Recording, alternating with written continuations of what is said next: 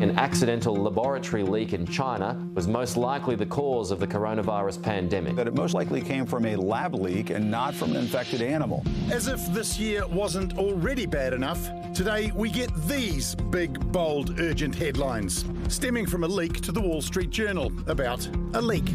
According to the Journal, the US Department of Energy now believes it's likely the pandemic kicked off after a laboratory accident in China. That does carry some weight, according to one of the president's senior advisors. President Biden specifically requested that the national labs, which are part of the Department of Energy, be brought into this assessment. The department oversees 17 national labs. This is their territory. If their lab guys are wringing their hands over this stuff, what does it mean for us here? For most people in New Zealand, the origins of COVID-19 don't make much difference at all. We still have to get boosted and take precautions against getting infected, regardless of where the virus has come from.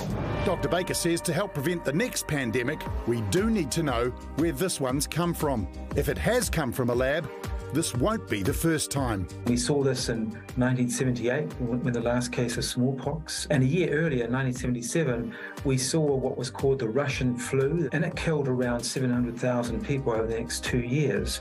So we certainly need to keep an eye on laboratories, particularly if they're handling dangerous pathogens or even doing research on them.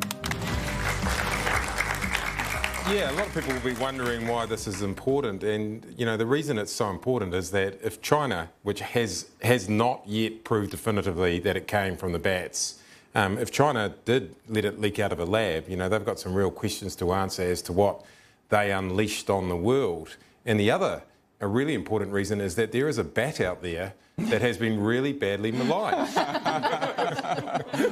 Justice for the bat.